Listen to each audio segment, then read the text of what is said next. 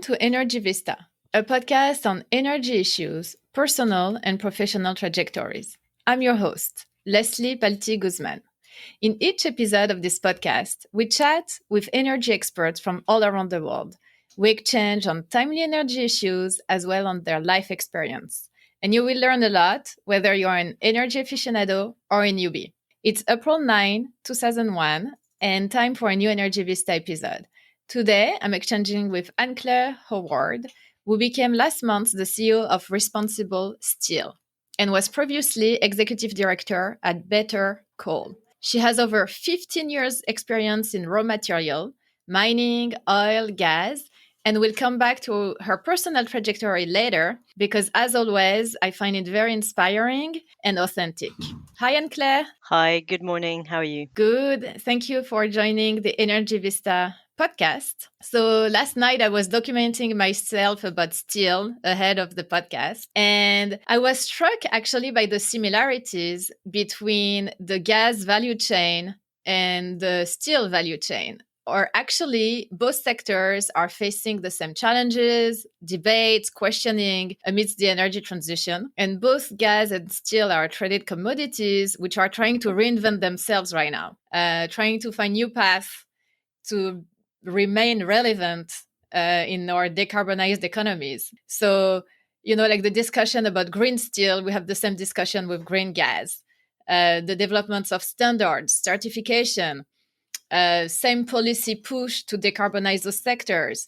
And also the kind of both sectors are looking into the same technologies, like carbon capture and sequestration, hydrogen, to try to. So I thought it was very interesting. And of course, that will be a huge part of our discussion. But first, I wanted to ask you about a very timely topic.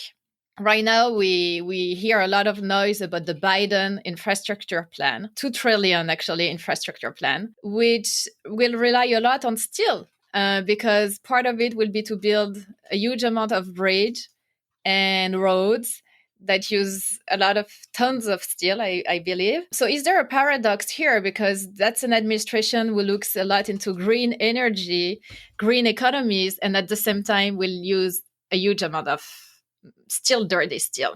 I think that's a fascinating question, and it's a really important topic. I think the kind of dichotomy between steel, which obviously is currently a massive contributor through carbon emissions to climate change, and the importance of steel in the economy, but also in the energy transition. We have to remember that steel plays a massive role in urbanization. You mentioned it, bridges and everything else. But also in renewable energy. You can't make a wind turbine without steel or cement yet. So they do play a significant role. And I think that's what the next decade is. It's about how do we reconcile this massive need that we have for sustainable infrastructure and therefore low embodied carbon buildings and bridges, and yet relying on steel, which currently contributes, close to 7% of greenhouse gas emissions to our planet. So how do you reconcile the two? Well, I think that's exactly what the steel sector is trying to do. Yeah. So the organization you're working for now, it's called ResponsibleSteel. So what does that mean exactly to produce responsible steel? It's a very wide definition. Right now, if you look at mainstream media, the political discourse, we're very focused on decarbonizing the economy. And you mentioned it around gas and obviously other fossil fuels. What we mean by responsible steel is obviously recognizing the need to decarbonize the sector, but also recognizing that the steel value chain is much like gas complex, and it goes from mining all the way down to the end consumer. So it's a very invasive value chain, which has a lot of impacts beyond greenhouse gas emissions. There are still huge impacts on water and water management.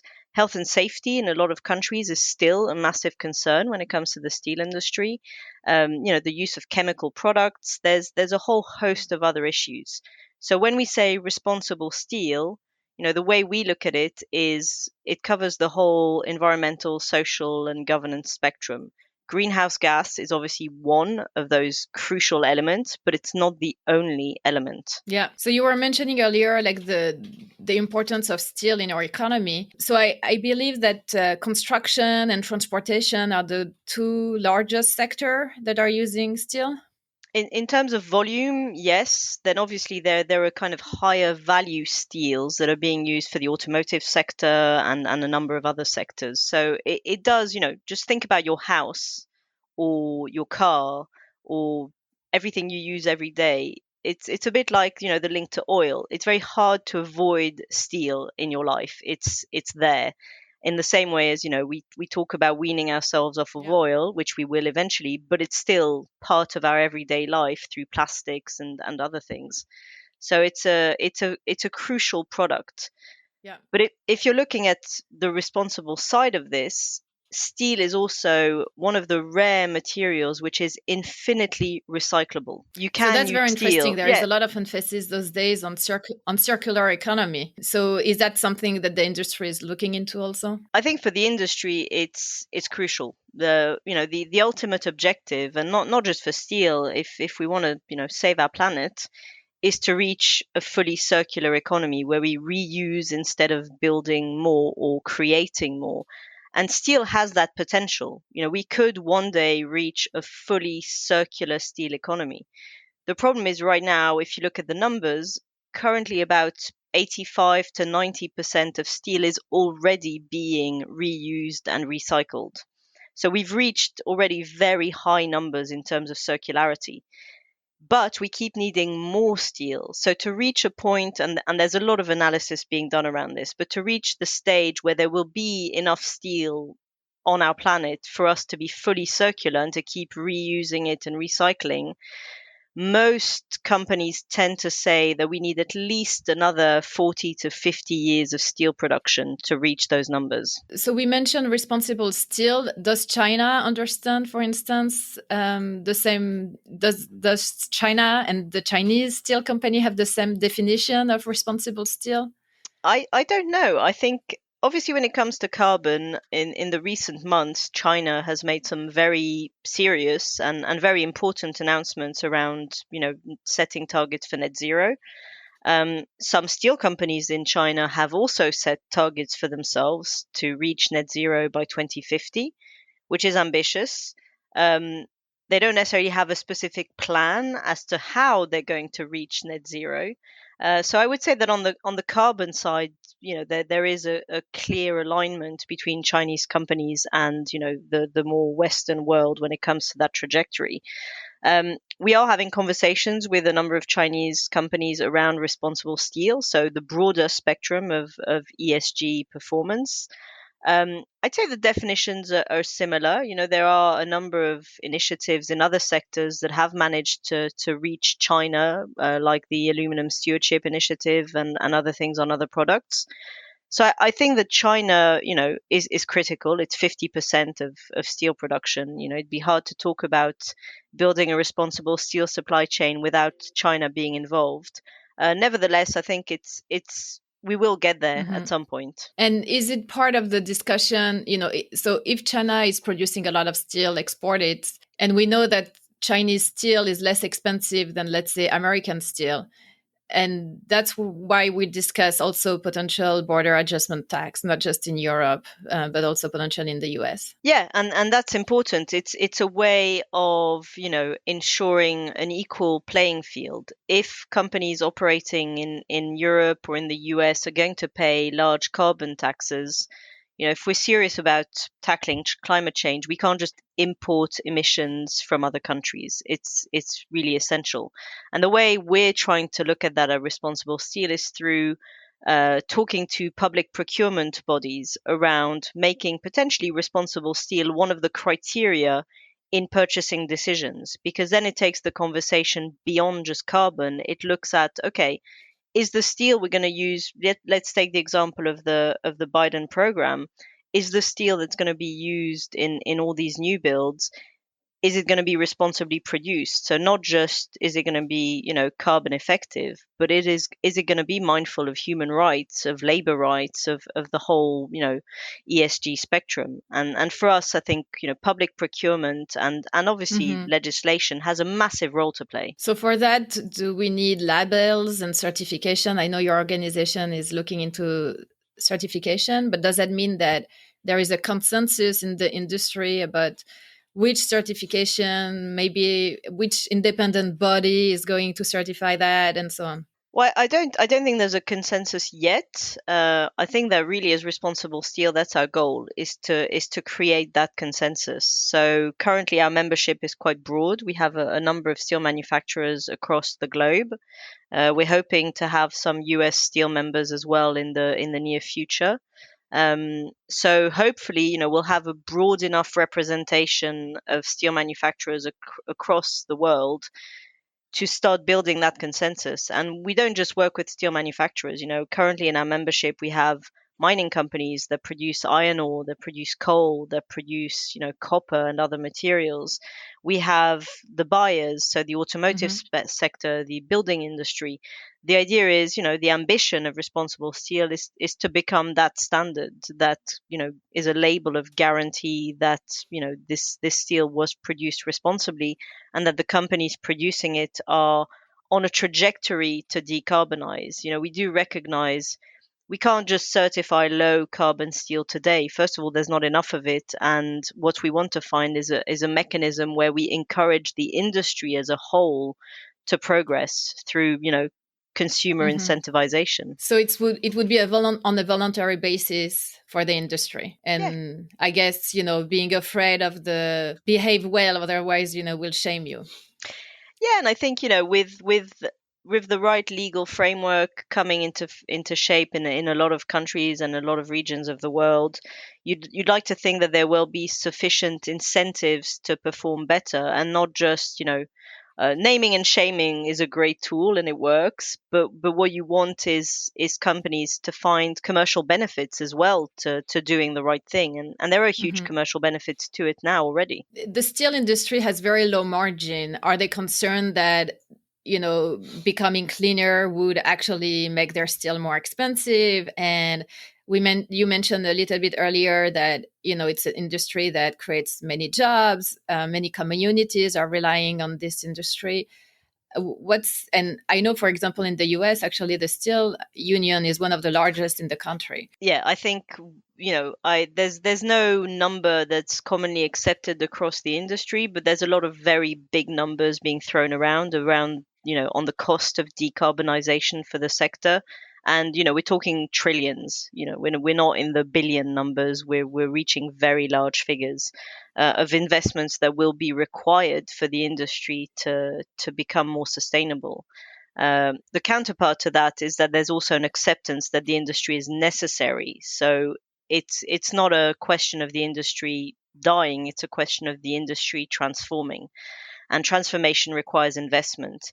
And I think for me, the biggest risk, and that's somewhere where I would like to see responsible steel have some influence, is with this push for the finance sector to decarbonize as well.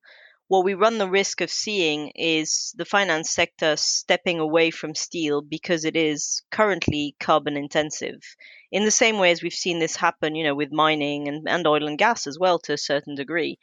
Whereas what we need is more investment. We need the finance community to help support this transition.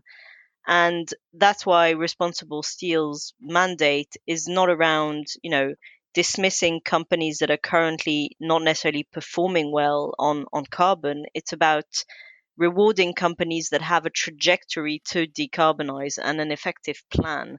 And I think the important thing is really around recognizing that unless, we put our money where our mouth is, the sector will not be able to afford decarbonization. And eventually, will this trickle down to the end consumer? Possibly. I think the challenge is that much like oil and gas, the margins are very different depending on where your operations are located. And what we run the risk of seeing, and which is what happened in other sector like garments and textile, is that we will be pushing out to countries where labor is less expensive, and that's the wrong strategy. And if you look at the case of the US, the steel sector is crucial to the economy. So what you want to find is ways of encouraging the steel Hmm. sector to slowly decarbonize by finding a way to make it responsible and to reward better performance through not necessarily higher prices, but through better procurement policies, or better purchasing decisions that aren't just cost based but are responsibly based. You mentioned investments. Where do you see the most needed investments right now to make steel cleaner? Are you talking about all those new technologies like hydrogen and carbon I, capture and sequestration, or beyond that? Yeah. Yeah, I think for steel, the real question is we don't have all the technology solutions yet. A lot of what's being done is still trialing, testing. So obviously there's hydrogen, whether you're talking blue or green hydrogen, there's increasing the use of scrap metal, there's carbon capture and storage. These are all kind of known technologies, but which haven't been applied to the mass production of steel yet. Um, and a lot of effort is being put, and that's Hmm. where companies are investing a lot, is in research and development. How can we produce steel more effectively and more sustainably, and you're seeing a lot of really interesting partnerships develop. You're seeing mining companies working with steel manufacturers together on creating new approaches to steel manufacturing. You're seeing the automotive sector work directly with steel. There's a lot of alliances across the value chain that are happening, and I think that's really interesting. And the investments are, yeah, first of all, you know applying these new technologies and making them work and making them cost effective, and then scaling them up. We're talking about thousands of steel mills across the globe. They probably won't all operate in the next 25 years, but those that will operate are going to need significant, cash investments to make them efficient. So what you're saying basically is that the technologies are not yet readily available to decarbonize steel. We need a lot of money in research and development, where governments may be helpful. And actually, we see so much money with stimulus package. I hope some of that will go to to research and development for the industry. But so we're decades away now, for like Not 1 or necessarily. 2 decades away. I think there's kind of two levels to this. First of all, there's two kind of key technologies to make steel: an electric arc furnace, which is use electricity, and a blast furnace, which will use iron ore and coal in a traditional, the more, what you imagine as steel manufacturing, these large plants, a lot of very hot things lying around, and a lot of metals being poured into cylinders. The electric arc furnace route can decarbonize more quickly right now, but this is only 25% of steel plants in the world.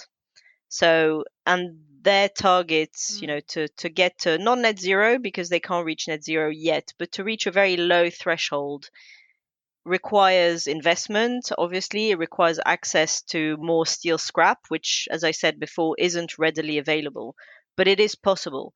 The problem is 75% of the world has blast furnaces, so the more traditional way of making steel. And for them, the requirements to change, you could probably lower emissions by 50% through existing technology and improvements, and changing things around, which require investment, significant investment, but it is doable. What we don't really know yet is how do you get below that kind of 50% threshold. And as for reaching net zero, there will be a slither which will always have to be offset. I don't think that there is any technology out there readily Mhm. available that would allow, a true net zero without some form of offset.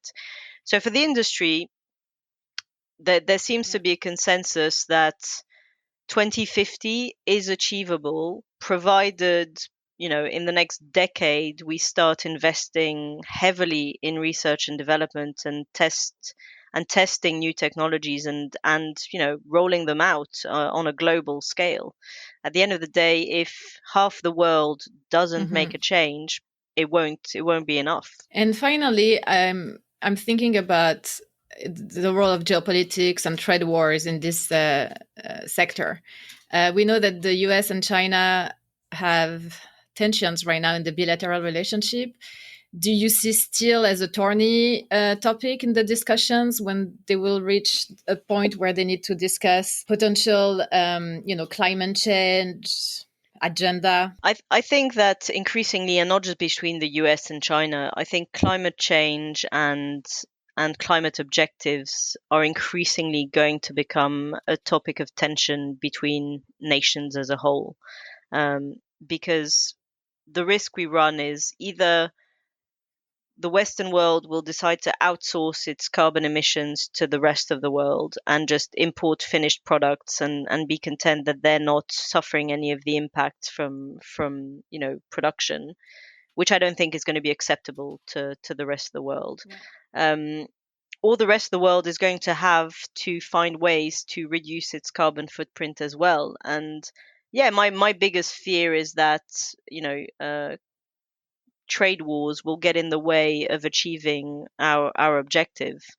And to a certain degree, I'd like to think that a carbon border tax will alleviate some of these inequalities. But yeah, if you're talking from the Chinese perspective, it will be viewed as a blocker to their commerce, which won't bode well for any other relationships. Mm-hmm. Fascinating. Well, and Claire, let's move to your personal trajectory. Actually, we share a few common elements in our background. We were both educated in France, went to Sciences Po.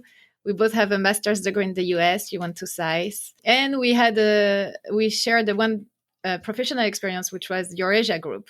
But tell me a little bit more how you got into the extractive industry, mining industry. How were you attracted in this field that is, not the most sexy, I would say, when you come out from the most prestigious international affairs establishment institutions. But I'm like Gaz. I think those topics are fascinating because they mix so much of disciplines, including international affairs, diplomacy, finance, business, science.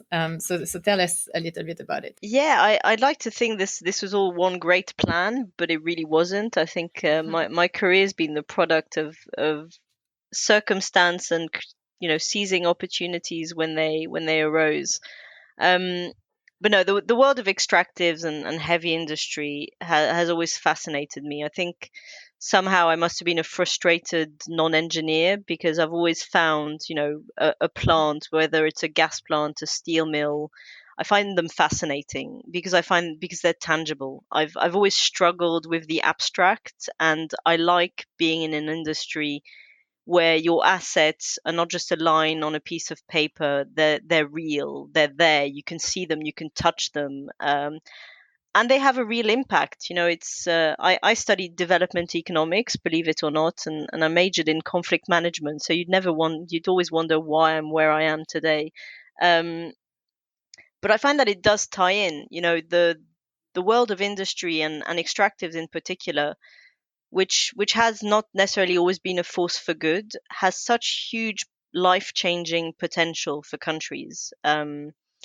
And that's what's really attracted me to it. And the geopolitical aspect, having done political sciences, is fascinating. The geopolitics of energy are fascinating. Those of the industry are as well. I studied at Sciences Po. I remember studying the Industrial Revolution, and my family's from the east of France, where they had steel mills and coal mines, and their growth was fueled by the industry. And I find it fascinating to see how that has helped regions grow. But I also look at it thinking, in regions where the transition away from heavy industry hasn't been managed well, which is the case of, Lorraine and the case of Wales in the UK, it has had a very negative impact. These are regions That that are were heavy still, coal based. yeah, and these are regions that are still economically depressed and, who politically have a lot of tensions. And I want to be part of an industry that can contribute, a positive, job creation, wealth creation to the regions where it operates. So what do you see for yourself in this new organization? What's going to be your main focus? It's hard. It's still a very young organization, so there's a lot to do.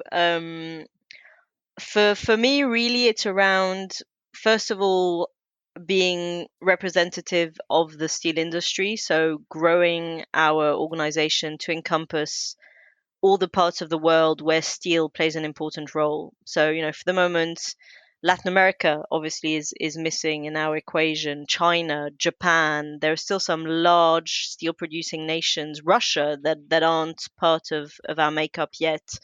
Um, Working with the mining sector, we talk a lot about mining and the role of mining in the energy transition. For the steel sector, it's true as well. Mining plays a massive role in the way the sector operates.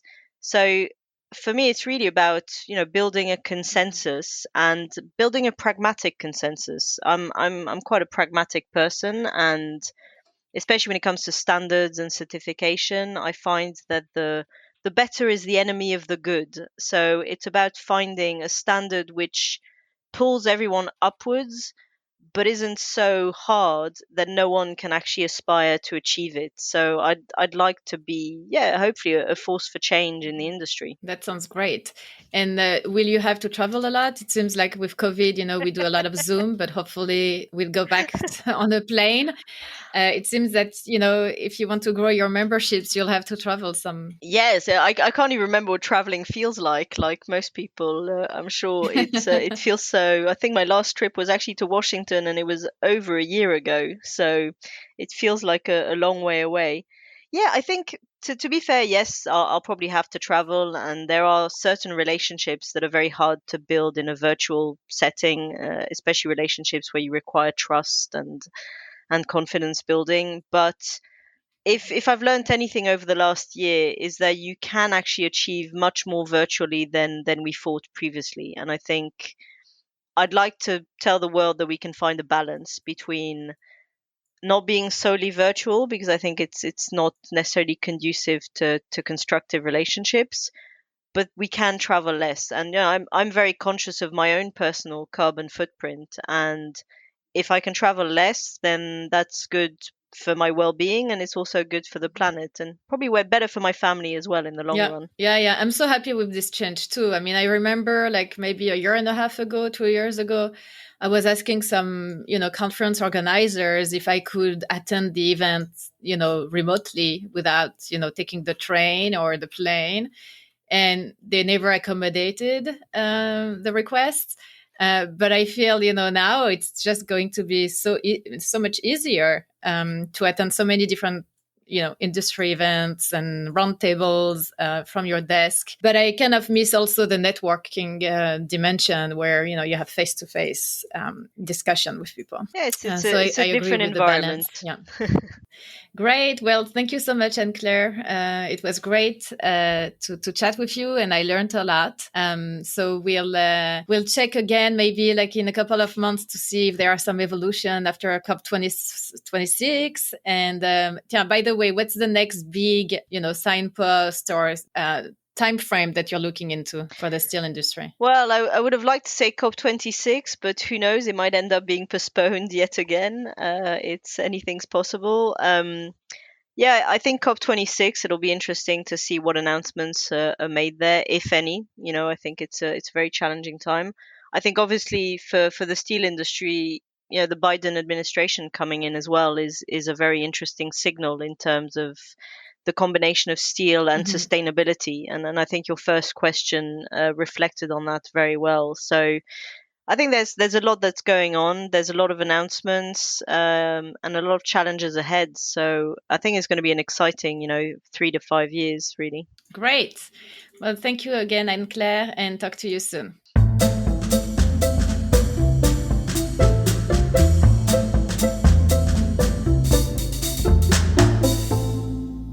That concludes our Energy Vista podcast, which was recorded on April 9, 2021. This is Leslie Palti-Guzman saying good day and good luck.